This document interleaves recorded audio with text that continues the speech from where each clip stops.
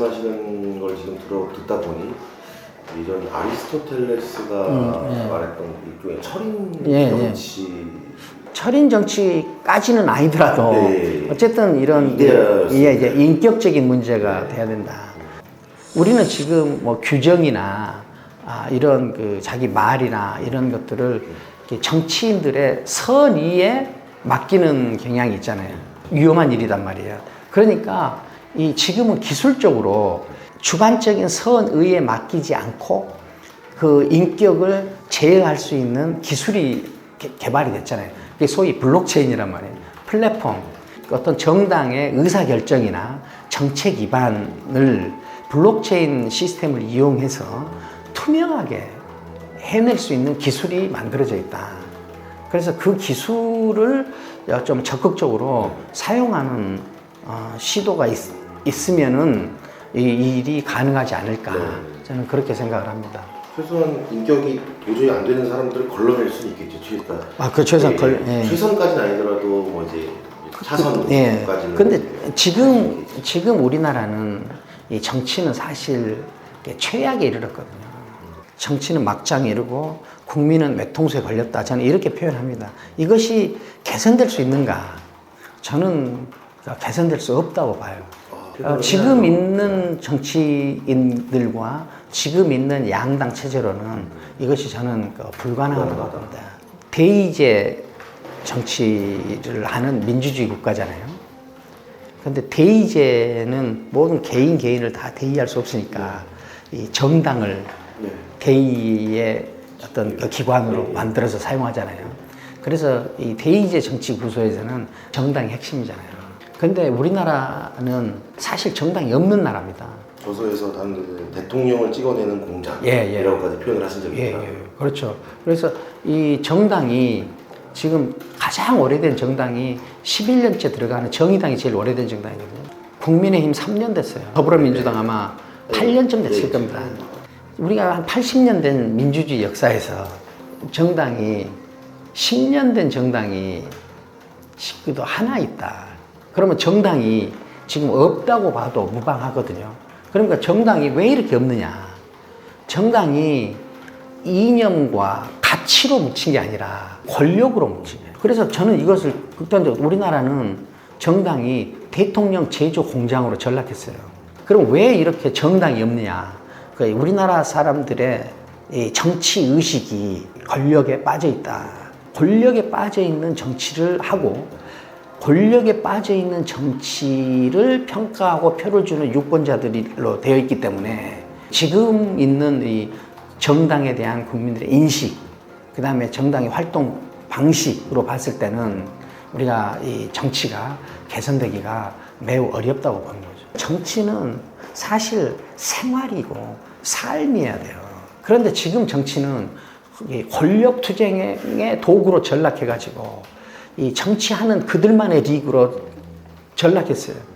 정치꾼들의 정치지 국민들의 삶과 생활을 보장하는 정치는 전혀 아니란 말입니다. 지금 이런 방식이 지금 너무 오랫동안 굳어져서 견고해져 버렸다. 저는 이거를 나쁜 정치에서 이제는 좋은 정치로 이동해야 된다. 그래서 늘 창당을 생각하고 있다, 항상 생각하고 있다는 표현을 정확하게 강조를 하셨거든요. 왜 창당을 생각하냐면은 기존 정당들은 정당으로서의 본분을 잃었다. 개혁이 불가능하다. 정치는 삶의 정치인데 그동안에 전부 권력을 추구하는 진영 정치로만 훈련되었다.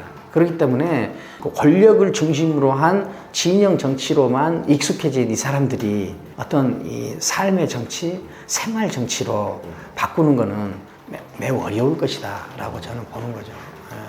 총선이 대의제 민주주의 꽃이라고 생각을 하는데 내년 총선에서 인격적으로 그런 훌륭한 인격적인 단어까지 쓸 필요 없이 좋은 정치를 하는 정도의 수준이면 충분하다고 봐요. 권력 추구가 제일 앞에 있지 않고 생활 정치를 제일 앞세울 수 있는 이런 정치를 할 수 있는 사람이면 충분하다고 저는 봅니다.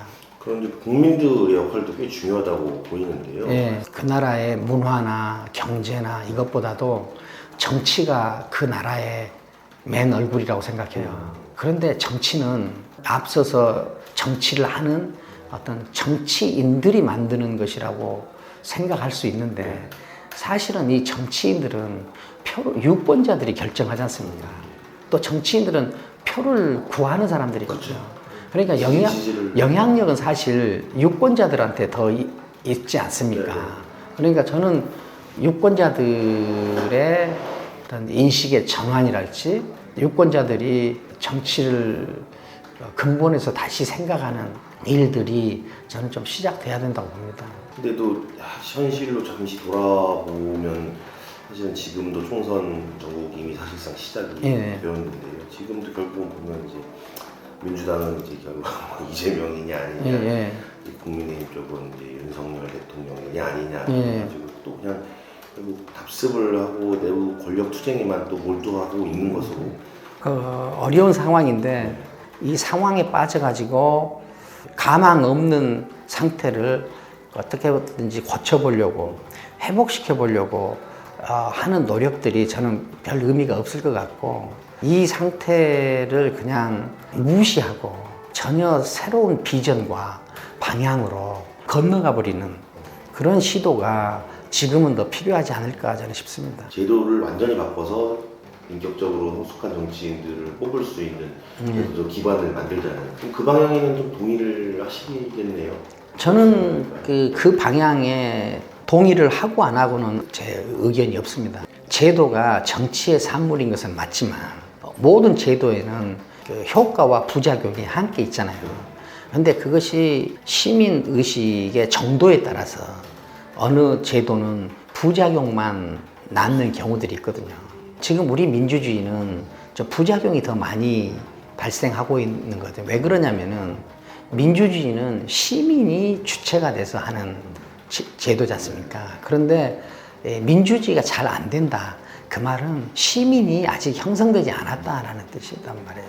선거구제를 바꾸는데 그 선거구제를 잘 운용할 정도로 시민 의식이 성숙되어 있을 때 그 제도가 효력을 발휘하지 그러지 않은 상태에서 제도를 바꾸면은 또 부작용이 더 많이 생길 것이다. 시민 의식, 시민 교양의 어떤 발전, 노력이 좀 전제를 하시는 것 같은데요. 우리나라는 지금 상당히 발전된 국가잖아요. 우리나라 안에 있는 거의 모든 직업들은 다 그 직업을 행하기 전에 다 교육을 받아요. 우리나라에서 교육받지 않고 현업에 종사하는 유일한 직종이 정치입니다. 우리나라에 있는 거의 모든 직업은 그 직업 활동을 하는 중간중간에 다 교육을 받아요. 맞습니다. 정치라는 것을 이 전문직이라고 생각을 해야 돼요. 누구나 할 수 있는 일이라고 생각하면 안 됩니다. 그러면 여기에 맞는 일단 교육을 받아야 돼요. 교육을 받고 시작을 해야 돼요. 그 다음에 시작해서도 내내 교육을 받는 일이 있어야 돼요. 그런데 교육받지 않고 하는 동안 내내 교육이 받지 않는 유일한 직종이 정치니까 그 정치가 잘 될 이유가 없죠. 그러니까 이 시민 교양의 제고도 우리나라에서 굉장히 중요하지만 정치인들의 교육이 매우 중요합니다.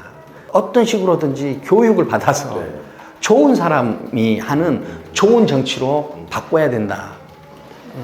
정치를 하려면 이제 어떤 직업 전문직 직업으로서 어떤 소양과 소명 의식도 좀 가져와야 되는데. 근데 이 소명 의식이라는 게요, 그냥 어떻게 우연히 생기는 게 아니거든요. 저는 그 동물을 사랑하는 일이랄지 환경을 보호하는 마음을 갖는 일이랄지 이것도 교육되지 않으면은 안 생긴다는 걸 알았어요. 저는 어렸을 때 내가 하는 여러 가지 행동들이 환경을 파괴하는 행동들이 많았거든요.